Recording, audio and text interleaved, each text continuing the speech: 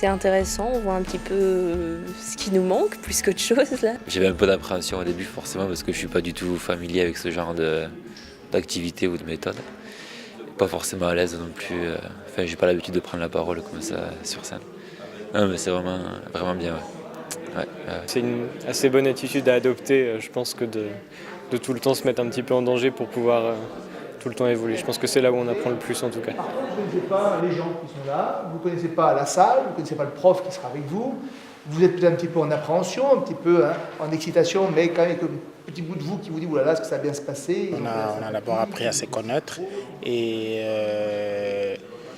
on a appris aussi à prendre parole en public. Donc c'est déjà un atout majeur par rapport d'abord au rôle d'ambassadeur qu'on est appelé à faire dans le futur. Je trouve ça très intéressant parce qu'on vient tous de formations différentes, on n'a pas le même âge, on n'a pas les mêmes connaissances et chacun a quelque chose à apporter, je pense. Et après, nous remettre tous à niveau sur parler au public ou interagir avec les autres, c'est quelque chose qu'on n'a pas, je pense qu'aucun d'entre nous a vraiment ça dans son cursus. Du coup, c'est très intéressant d'apprendre à comment discuter, comment présenter quelque chose et travailler en groupe, ça permet l'émulation d'idées. Tout le monde a quelque chose à apporter de toute façon. C'est vraiment très intéressant et très riche, je pense. Ce n'est pas un enseignement à proprement parler, c'est à la fois du formel et de l'informel. Mais on doit tendre, si on veut une société demain durable, on doit tendre vers ce type d'éducation. Pour moi, le rôle d'ambassadrice, c'est le fait qu'on a besoin d'informer les lycéens sur ce qui se passe, notamment au niveau politique, parce qu'ils n'ont pas souvent cette approche politique et ils la fuient un peu. Et c'est important pourtant qu'ils la comprennent et qu'ils l'intègrent pour avoir des clés après sur le futur. Et je trouve que ça manque, alors ça m'a motivée à le faire. Il y a toujours eu un départ quelque part. Donc aujourd'hui, je m'engage à pouvoir être ambassadeur et je sais que si je commence, ma voix sera entendue un peu partout et je crois et je l'espère qu'aujourd'hui on va commencer peut-être dans le département de la Sarthe, demain peut-être ce sera dans la région et peut-être ça sera dans la France et peut-être en Europe et peut-être dans le monde. Moi je crois que cette initiative de la région Pays de la Loire est extrêmement importante parce que ça fait rencontrer des jeunes de l'ensemble des universités, donc des 3 grandes universités, Le Mans, Angers et Nantes, pour pouvoir communiquer, transmettre et informer par la suite. Donc ils vont être des ambassadeurs au niveau des établissements, notamment les collèges, peut-être les lycées, etc. Et même au niveau de leurs universités auprès d'associations estudiantines. Et je crois qu'ils vont avoir un rôle extrêmement important. Ça m'intéresse de découvrir plus en profondeur ce que c'est et surtout de faire découvrir. Je trouve que c'est très important l'enseignement et que c'est pas forcément juste les jeunes parlent aux jeunes, c'est pas des jeunes de 15 ans qui sont idiots, tout ça. Pour moi, ils ont le même niveau que quelqu'un qu'en a 40 et du coup, sauf que ce sera eux les acteurs de demain. Donc c'est important qu'ils en prennent conscience et qu'ils puissent agir aussi. Donc, voilà. Et je pense qu'ensemble, la voix porte plus. Et je pense que quand on est jeune, c'est vrai, mais on se dit aujourd'hui, il faudrait que nos décideurs prennent conscience de ce que les jeunes sont déjà impliqués dans la lutte contre le changement climatique, que c'est une chose qui nous intéresse aussi et que nous avons quelque chose à apporter pour pouvoir vraiment changer le monde. Finalement, ce rôle d'ambassadeur de la COP21, il coule de source de toute cette émulation qui a eu lieu et pour nous c'est important de les mettre aussi au premier plan ces jeunes-là parce qu'ils ont des vraies valeurs, des vraies actions concrètes, une vraie réflexion derrière et c'est quand même eux qui vont porter le monde de demain. Donc pour nous c'est un devoir de les accompagner là-dessus. Moi comme je suis dans le bâtiment, ça sera certainement toujours dans le bâtiment. Ensuite sur tout ce qui est thermique, sur tout ce qui est technologie, que j'apporte un petit peu ma contribution, des chiffres, mes informations, enfin tout ce que je connais. Donc là, ça pourrait être au niveau professionnel. Ensuite, derrière, s'il faut aller se déplacer vers des plus jeunes, dans les lycées, dans les collèges, etc., et moi, ça ne me pose pas de problème.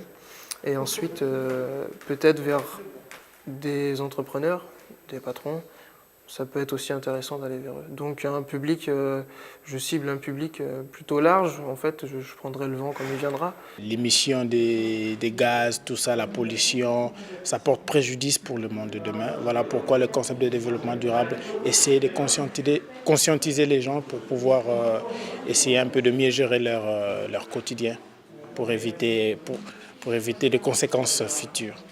Et nous sommes obligés, je dirais même, de prendre en considération ce qui est finalement discuté, décidé, débattu au niveau des conventions internationales pour nous-mêmes comprendre à la fois les politiques, parce que c'est très politique, il faut le dire, les politiques pour comprendre aussi les actions des ONG au niveau international, parce que les ONG font avancer beaucoup de choses.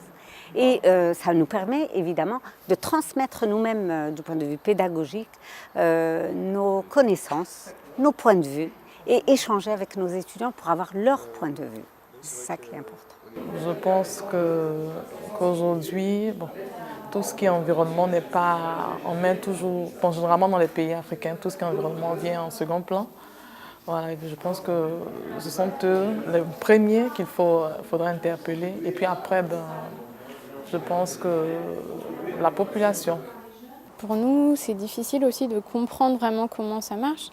Quand je dis comprendre, derrière, c'est aussi pouvoir s'engager, parce que dès lors qu'on comprend, on va vers l'engagement, vers la participation, etc.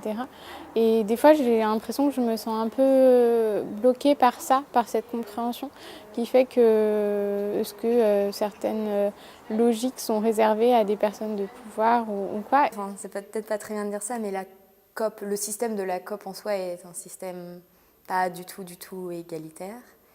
Et enfin, c'est très bien que les pays se réunissent pour discuter de changement climatique et de décisions à prendre, mais des décisions, ça sert à rien de fixer un pourcentage de carbone qu'on a le droit de dépasser ou pas, et d'avoir des punitions. Et c'est idiot d'avoir une punition quand on est déjà mauvais, parce que ça nous enfonce encore plus, mais bon, ça c'est autre chose. Et après, je suis pas totalement anti-politique, j'ai pas envie de tordre le cou à tout le monde, parce qu'il y a besoin peut-être d'avoir un cadre et des gens qui aident, mais non, le système ne fonctionne pas bien du tout. Si la théorie est beaucoup trop éloignée de la pratique, je pense que c'est le problème. Mais comme il y a des gens comme nous qui sont assez motivés et qui n'ont pas forcément besoin d'avoir fait l'ENA et d'avoir des grandes théories pour comprendre les choses du quotidien, je pense que ça peut influencer aussi au niveau politique. On doit vivre le développement durable au quotidien. C'est-à-dire, je me lève le matin, je prends un café, je sais où mettre par exemple le marc de café dans mon jardin. J'épluche une orange, je prends par exemple les épluchures d'orange et je vais le mettre au compostage. C'est ce qu'on appelle aujourd'hui l'économie circulaire, c'est-à-dire rien ne se perd, rien ne se crée, tout se transforme. Donc vous voyez que finalement on adopte au niveau des communes, des élus, il y a beaucoup d'actions qui sont menées depuis ces 10 dernières années. Voilà, comment faire le compostage, comment éviter comment faire du covoiturage, comment prendre plutôt le train. Moi ce matin, je suis venue par train, je ne suis pas venue avec ma voiture, j'aurais pu, mais je préfère le train, voilà. Je pense que tant qu'on n'a pas atteint ce qu'on veut, il faut toujours continuer. Il faut y croire que les choses peuvent aller pour le mieux, je pense. Ça va faire 2 ans que je suis parti déjà à Rio. Entre-temps, il y a eu énormément de péripéties, on va dire ça comme ça. Et bien sûr, ce qui est intéressant, c'est que ça avance. Et ça avance dans le bon sens. Donc on monte petit à petit dans les échelons avec la région, avec différents pôles et différents acteurs. Et justement, c'est ce qui fait que je suis toujours là, intéressé, motivé. Et justement, j'espère par la suite qu'on va pouvoir avancer, continuer comme ça.